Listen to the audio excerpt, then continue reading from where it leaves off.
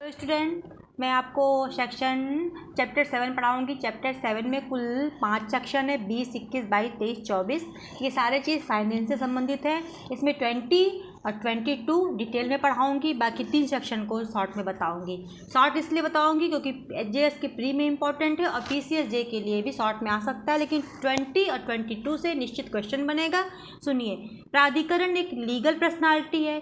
Legal personality होगी तो उसको धन की आवश्यकता होगी, तो धन की आवश्यकता उसको कहाँ से मिलेगी? तो देखिए, जो प्राधिकरण है वो विकास प्राधिकरण को राज्य सरकार अनुदान, ऋण, अग्रिम धनराशियाँ अन्यथा देती है।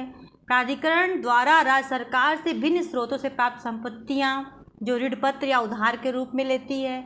इस अधिनियम के अंतर्गत प्राधिकरण द्वारा प्राप्त सभी शुल्क, चुंगी शुल्क इत्यादि, प्राधिकरण द्वारा ऐसी भूमि, भवन या अन्य चल एवं चल संपत्तियों की राशियाँ, प्राधिकरण द्वारा भाटक और लाभ के रूप में प्राप्त के अन्य स्रोत। 22 का क्लास 2 कहता है, प्राधिकरण अपनी निधि का उपयोग केवल अधिनियम के उपबंधों के अधीन अपने कर्तव्यों का पालन करने हेतु करेगा, अन्यथा नहीं करेगा। उसके बाद 6 कहता है, 20 का 6 कहता है कि विधिक प्राधिकरण एक ऋण निधि रखेगा। विकास प्राधिकरण एक ऋण निधि रखेगा। इसमें वो धनराशियाँ जमा की जाएंगी जिसमें राज्य सरकार से भिन्न किसी स्रोत से ऋण लेने या राज्य सरकार से भिन्न ऋण पत्र के माध्यम से धनराशि प्राप्त करना हो। इत्यादि धनराशियाँ विकास प्राधिकरण निक्षेप में रखेगा।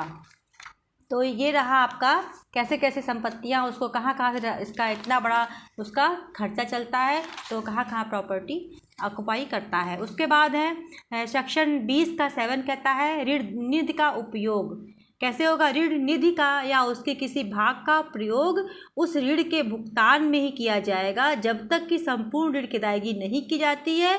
उस निधि का प्रयोग किसी अन्य प्रयोजन के लिए नहीं किया जाएगा। ये रहा आपका छोटा सा सेक्शन 20। इसमें 7 क्लासेस, 7 तो आपको बता दिए। अब सेक्शन 22 सुन लीजिए। 22 भी इम्पोर्टेंट, इसमें क्वेश्चन बनता है, विकास प्राधिकरण के लेखा परीक्षा और संपरीक्षाओं की व्याख्या कीजिए। किसको लेखा संपरीक्षा और कैसे होता है, या विकास प्राधिकरण पर स्टेट गवर्नमेंट कैसे नियंत्रण रखती है? तो कैसे रखेगी?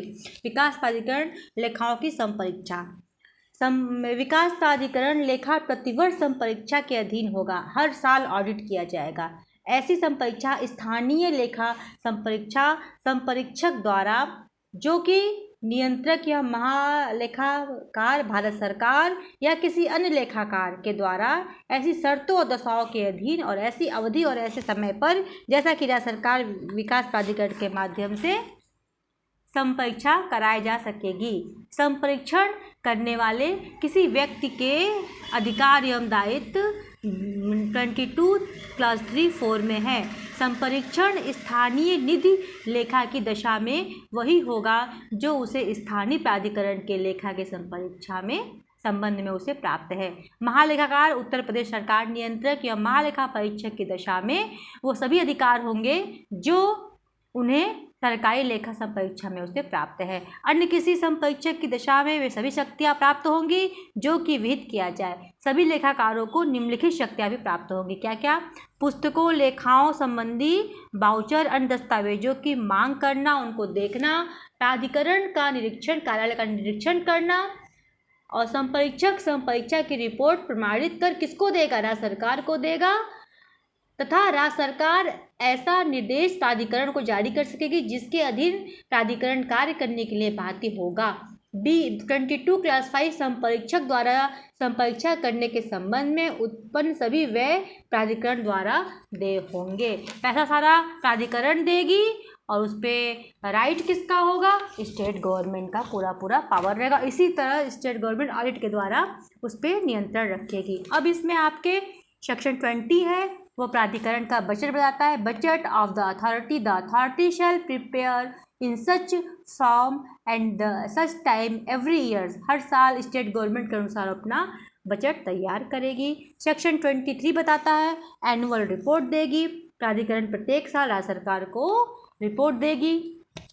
और सेक्शन आपका 24 बताता है, पेंशन एंड प्रोविडेंट फंड। प्राधिकरण अपने पूर्णकालिक जो उसके वेतनभोगी सदस्य होते हैं उनको पेंशन देगी शर्तों के दिन, जैसा राज्य सरकार चाहेगी वैसा उनका प्रोविडेंट फंड होगा।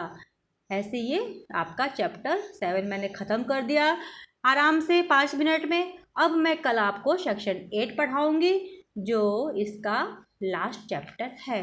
इस तरह से आपका ये पूरा चैप्टर हमने ख़त्म किया। 8 थोड़ा इम्पॉर्टेंट है, इसमें मेन सेक्शन को पढ़ाऊँगी और ऐसे पढ़ाऊँगी। Thank you so much. Channel से बने रहिए, सब्सक्राइब कीजिए, लाइक कीजिए, शेयर कीजिए और ध्यान लगा के इसको सुनिए। इतने से ही आपका बेड़ा पार हो जाएगा। Thank you so much.